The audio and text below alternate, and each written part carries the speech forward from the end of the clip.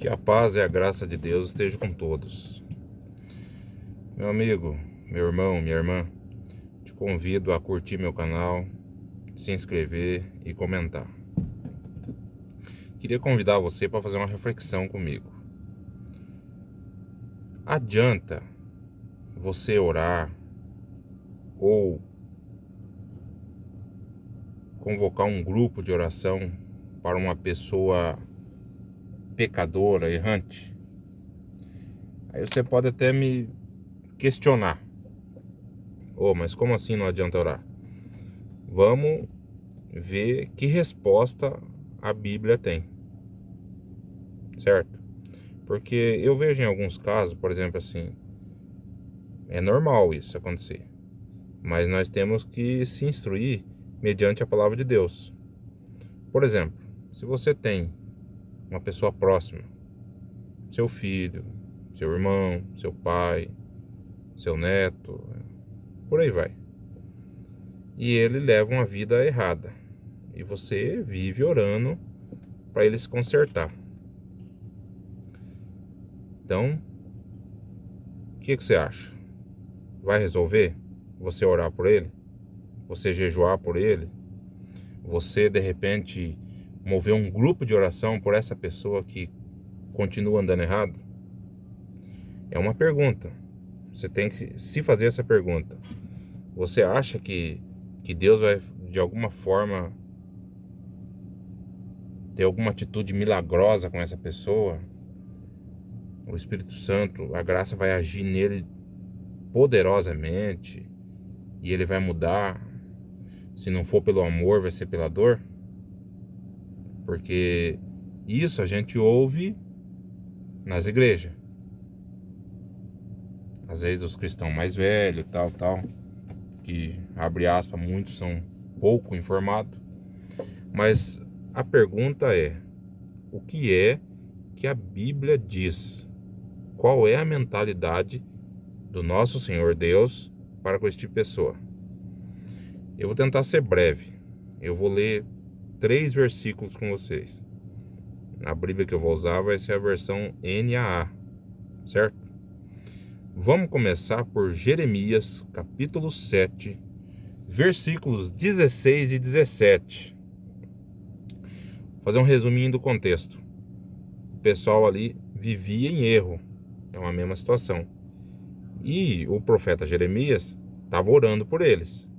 Agora o que eu vou ler para vocês é a resposta de Deus para Jeremias, que começa assim. Versículo 16. Quanto a você, Jeremias, não interceda por esse povo, nem levante por ele clamor ou oração, nem insista comigo, porque eu não ouvirei a sua voz. Versículo 17. Será que você não enxerga o que andam fazendo nas cidades de Judá e nas ruas de Jerusalém? Tá aí? O próprio Deus. Se você crê na Bíblia, você tem que se orientar pelas palavras e pelas respostas que estão dentro do livro, certo? Vamos para um outro exemplo? Eu vou achar aqui. Está em 1 Coríntios, capítulo 5, versículo 11. Vamos ler? Mas agora escrevo a vocês que não se associem com alguém que, dizendo-se irmão, for devasso, avarento, idólatra, maldizente, bêbado ou ladrão, nem mesmo coma com alguém assim. Quer mais? Vamos para Efésios capítulo 5, versículo 11. Vai ser meu último texto, só que tem mais, hein? Efésios capítulo 5, versículo 11. Para finalizar. E não sejam cúmplices nas obras infrutíferas das trevas, ou de quem anda por elas. Pelo contrário, tratem de reprová-las. Aqui eu vou fechar. Nós temos 3 informações. O próprio Deus não quer que você ore ou que você levante clamor por quem anda errado. A pessoa está lá numa vida torta, fazendo tudo o que não pode. Ela já tem o conhecimento da verdade, já ouviu a palavra. Ela não quer se converter, não vai ser a tua oração que vai mudar essa tal pessoa. Nós temos essa informação na onde? Jeremias capítulo 7, versículo 16 ao 18. Você pode conferir na sua Bíblia. Em Coríntios 5, 1 Coríntios 5:11, você também tem informação que você não deve nem comer ou participar de ceia com essas pessoas. Não é que você não deve, por exemplo, assim, um parente seu, não é para você excluir ele, não é isso que a palavra de Deus está falando. Você não deve fazer questão. Você não deve tratar essa pessoa como uma pessoa de honra, se for traduzir para a nossa linguagem de hoje, certo? E para finalizar, Efésios 5:11, você não seja cúmplice das obras que essa pessoa está fazendo. Não sejam cúmplices nas obras infrutíferas das trevas. Pelo contrário, tratem de reprová-las. Então, se a pessoa está levando aquela vida errada, a palavra de Deus diz para você fazer o seguinte: você tem que reprovar isso que está acontecendo. A pessoa tem que saber que você desaprova, ainda mais se tratando dela ser um parente próximo seu. Se ele for teu irmão, se for o teu pai, a tua mãe, seu filho, seu neto, tio, independente. Se você for conversar com a pessoa, você tem que deixar claro que você não aprova o que ela faz. Porque o arrependimento só vem através da repreensão, da exposição da palavra de Deus. Entendeu? Veja bem, existe uma diferença entre a pessoa que não conhece a verdade. A pessoa não conhece. Ela nunca foi exposta, por exemplo, à palavra de Deus. Então ela não sabe o que é certo e o que é errado. Porque a própria palavra de Deus diz: onde não há lei não há pecado, né? Lógico, existe um contexto envolvido, é outro assunto, eu não vou entrar nele agora. Só que, tipo assim, a partir do momento que essa pessoa conheceu a verdade, a escolha dela, ela não vai ser inocente depois de conhecer a verdade. Agora, no mundo de hoje, vamos ser sinceros, na nação que nós vivemos, são poucas pessoas que não conhecem o nome do Senhor. São poucas pessoas que não sabem o que é certo e o que é errado. Pode ter menos informação, outros mais informação, mas saber o que é certo e o que é errado, a pessoa sabe. Se a pessoa é filho ou filha de cristão, o caso dele fica mais complicado, porque a pessoa que é criado dentro de uma igreja, ele vai ter pelo menos a noção básica do que é certo e do que é errado. Então você veja, finalizando, eu apresentei aqui pontos da palavra de Deus que provam isso. Adianta você orar, levantar clamor por quem está na vida torta? Não adianta. Você quer ajudar quem vive de maneira errada? Você quer mesmo ajudar? Pode usar o princípio básico do Evangelho.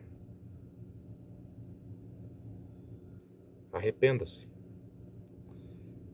Arrependa-se, porque é chegado o reino dos céus. Isso, eu nem vou entrar nesse assunto nesse vídeo. É um outro assunto. Mas, se você quer ajudar quem vive de forma errada, você tem que confrontar ele com a palavra de Deus. Você tem que dizer para ele que ele está errado. Você tem que reprovar o que está errado. Instruir essa pessoa no caminho do Senhor, mediante a palavra de Deus, que está na Bíblia, nada fora da Bíblia. de capa a capa, a Bíblia é a palavra de Deus. E dentro da Bíblia tem todas as respostas. Todas. Para a sua vida, para a minha, independente. Todas as respostas.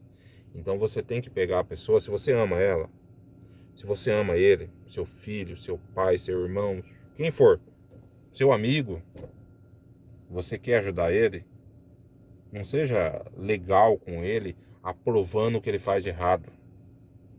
Você tem que mostrar que você está descontente porque ele está indo para o caminho da perdição. Senão você não ama ele de verdade. Se você ama de verdade, você tem que corrigir ele. Você tem que corrigir. Você tem que reprovar as coisas que ele faz errado. Você tem que apresentar a palavra de Deus e mostrar o fim que leva ao pecador. O pecador que não se arrepende, para essa pessoa ter um choque de realidade e mudar o caminho dela. Esse é o caminho certo. Então, resumindo, se você tem um parente seu, um amigo seu, que está no caminho errado, esses 3 versículos que eu li, basicamente, é um resumo para você entender que você não deve ficar orando ou levantando clamor, que isso não vai adiantar nada. Não vai adiantar nada. Você quer ajudar? Não fica orando. Apresente a palavra de Deus para ele. Faça isso. Chega na pessoa e confronta ela com a palavra de Deus. Porque essa é a única maneira de você ajudar um pecador. É a única maneira. O confronto direto com a palavra de Deus. Então eu acho que ficou claro e deu para entender. Se adianta ou não adianta orar, levantar louvor por quem está no caminho errado. Então fica aí a minha dica. Se puder, curte o nosso canal, se inscreve e vamos estar aí debatendo a respeito de diversos assuntos. E sempre vamos usar a Bíblia como regra de fé, de resposta, de orientação, de tudo. A palavra de Deus está contida na Bíblia.